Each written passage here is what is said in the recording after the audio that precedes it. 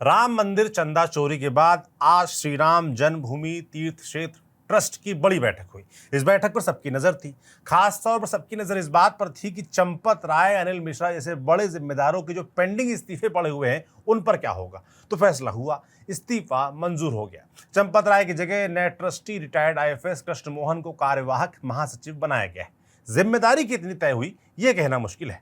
वैसे भी वो काम शासन प्रशासन का है जो जांच करने में जुटा हुआ है। जांच कितनी लंबी चलेगी ये भविष्य बताएगा। खैर, बैठक पूरी 3 घंटे चली। सोने की जो रामचरितमानस गायब होने की बात थी वो भी दिखाई गई। और क्या क्या हुआ सब बताएंगे, समझाएंगे आपको इस वीडियो में। नमस्ते, मेरा नाम सौरभ त्रिपाठी है, आप न्यूज पिंच देख रहे हैं। सबसे पहले समझिए कि आज की बैठक का एजेंडा क्या था। पहला मुद्दा था चंपत राय और डॉक्टर अनिल मिश्रा के इस्तीफे पर फैसला।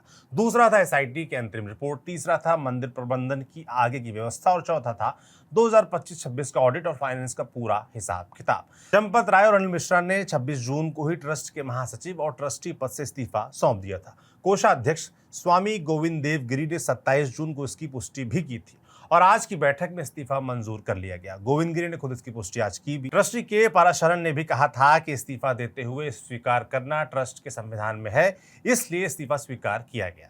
अब चंपत राय के इस्तीफे का थोड़ा बैकग्राउंड भी जान लीजिए। एक सवाल यह भी है कि देरी क्यों हुई इस्तीफा मंजूर होने में। तो मीडिया रिपोर्ट्स के अनुसार इस्तीफे के लिए सारे ट्रस्टियों का एक जगह होना जरूरी होता है, लेकिन ट्रस्ट के कई सीनियर सदस्य उम्र और सेहत की वजह से मौजूदगी एक साथ नहीं हो पा रहे थे, जिस कारण इस्तीफे पर एक मुश्त मंजूरी नहीं मिल पा रही थी।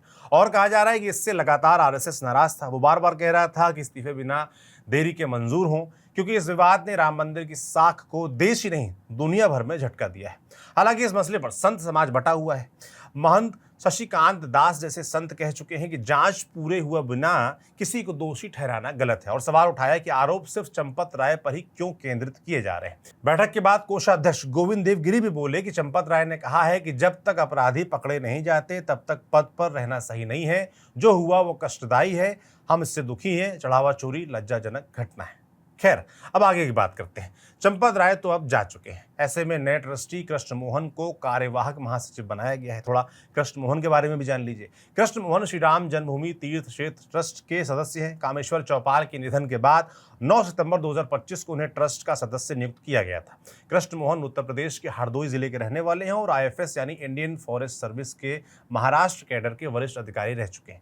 उन्होंने लखनऊ विश्वविद्यालय से एमएससी की पढ़ाई की है और साल 1978 में आईएफएस में चुने गए। नागपुर में तैनाती के दौरान वो राष्ट्रीय स्वयंसेवक संघ के करीब आए और जुड़े। बाद में संगठन में अलग अलग जिम्मेदारियां भी उन्होंने निभाई और अब उन्हें राम मंदिर ट्रस्ट के अंतरिम महासचिव की जिम्मेदारी सौंपी गई है।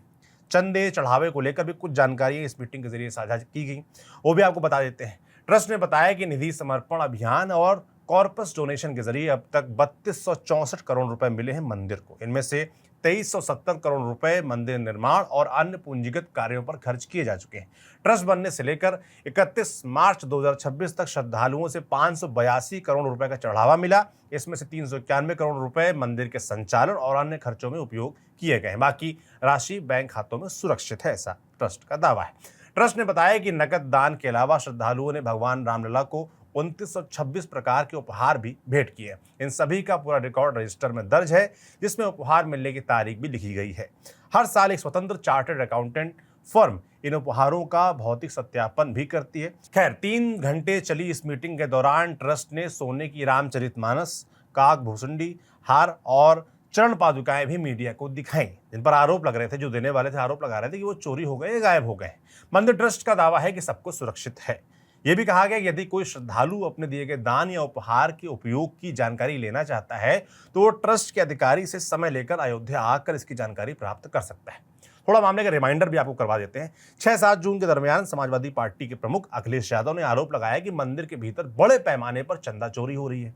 शुरुआत में चंपत राय ने ट्रस्ट का ऑडिट का हवाला देकर इन आरोपों को सिरे से नकार दिया था, लेकिन जैसे जैसे मामला मीडिया और राजनीति में गरमाया, दबाव भी बढ़ता गया और फिर चंपत राय का दावा ध्वस्त हो गया। 13 जून को ट्रस्ट की ही मांग पर एसआईटी टीम बनाई गई। 25 जून को एफआईआर दर्ज हुई और अब तक 8 कर्मचारियों को गिरफ्तार किया जा चुका है। रामशंकर यादव उर्फ टिन्नू, अनुकल्प मिश्रा, अविनाश शुक्ला, करुणेश पांडे, मनीष यादव, लवकुश मिश्रा, रामशंकर मिश्रा और सुभाष श्रीवास्तव सभी चढ़ावे की रकम गिनने के काम में सीधे जुड़े हुए थे। कोर्ट ने सबको 13 जुलाई तक न्यायिक हिरासत में भी भेज दिया है और पुलिस को 5 आरोपियों से जेल के भीतर पूछताछ की इजाजत भी मिल चुकी है। मीडिया रिपोर्ट्स बताती हैं कि आरोपी अविनाश शुक्ला से पूछताछ में पुलिस के हाथ कई अहम सुराग लगे हैं। अविनाश शुक्ला उन लोगों में शामिल था जो दान की गिनती और मिलान की प्रक्रिया से जुड़ा था। पुलिस का आरोप है कि उसने अन्य आरोपियों के साथ मिलकर दान की नकदी का हिस्सा निकालकर गबन किया। उसके घर से करीब 20.5 लाख नकद बरामद होने का भी दावा किया गया, जो अब तक की सबसे बड़ी व्यक्तिगत बरामदगी बताई गई है। अब सवाल यह कि इस पूरे मसले का जिम्मेदार कौन है। चढ़ावे की गिनती से लेकर पूरे मंदिर प्रबंधक तक की जिम्मेदारी शुरू से महासचिव चंपत राय और अनिल मिश्रा के पास ही थी। इलाहाबाद हाईकोर्ट के रिटायर्ड जज SR सिंह का कहना है कि चोरी करने वालों पर तो आपराधिक कार्रवाई होगी ही, लेकिन अगर किसी ट्रस्टी या जिम्मेदार अधिकारी की लापरवाही या मिलीभगत सामने आती है तो उन पर भी ट्रस्ट के नियमों और कानून के तहत कार्रवाई हो सकती है। यानी सवाल सिर्फ नीचे के कर्मचारियों तक सीमित नहीं है, ऊपर तक जा सकता है, जांच ऊपर तक जा सकती है। और यही वजह है कि फैजाबाद बार एसोसिएशन के वकीलों ने चंपत राय, अनिल मिश्रा, प्रशासक गोपाल राव समेत 4 लोगों के खिलाफ FIR दर्ज करने की औपचारिक मांग पुलिस से की है। हालांकि अब तक इन तीनों के खिलाफ कोई FIR दर्ज नहीं हुई, लेकिन सवाल उठ रहे हैं, क्या छोटे प्यादे ही नापे जा रहे हैं? जो बड़े जिम्मेदार हैं, बड़े पदों पर बैठे थे, जिनकी पूरी जिम्मेदारी थी, जिनके पास पूरा कंट्रोल था इस पूरे तंत्र में, वो इन्वॉल्व नहीं थे क्या वाकई ऐसा मुमकिन है? ये सवाल भी उठाए जा रहे हैं। एक दिलचस्प बात यह भी है कि इस केस की जांच 2 अलग-अलग एजेंसियां साथ-साथ कर रही हैं। एक तरफ यूपी सरकार की SIT बनी, वो कर रही है, जिससे जांच पूरी करने के लिए 15 दिन का एक्स्ट्रा वक्त भी दिया गया है। दूसरी तरफ अयोध्या पुलिस है, जो अपनी दर्ज FIR के आधार पर काम कर रही है। दोनों एजेंसियां चंपत राय, अनिल मिश्रा और गोपाल राव तीनों को बयान भी दर्ज कर चुकी हैं। कुल मिलाकर आज की बैठक सिर्फ इस्तीफे की औपचारिकता नहीं, मंदिर प्रबंधन की पूरी दिशा तय करने वाली बैठक थी। लेकिन कहानी अभी पूरी नहीं हुई। सवाल अभी भी वही है, मंदिर के दान का पैसा आखिर कहां गया, कौन बचाया जा रहा है और असली जिम्मेदारी किसकी बनती है? और क्या इतना सब होने के बाद भी कंट्रोल ट्रस्ट के पास रहना चाहिए? ये भी सवाल उठ रहा है। खैर, तमाम सवाल जिंदा हैं, जिनके जवाब बाकी हैं। जांच भी जारी है, बैठकें भी चल रही हैं और फाइनल नतीजे का इंतजार पूरा देश, सभी राम भक्त कर रहे हैं। कब आएगा, कैसे आएगा, इसका इंतजार हमें भी है। जब आएगा आपको बताएंगे। आपका कोई ख्याल हो, आप कोई और चीज़ जानना चाहते हैं तो फीडबैक कमेंट बॉक्स में लिखकर जरूर बताएं। बाकी न्यूज़ प्रिंट्स देखते रहिए। मेरा नाम सौरभ त्रिपाठी, इसे लिखा था हमारे साथी सूरज ने।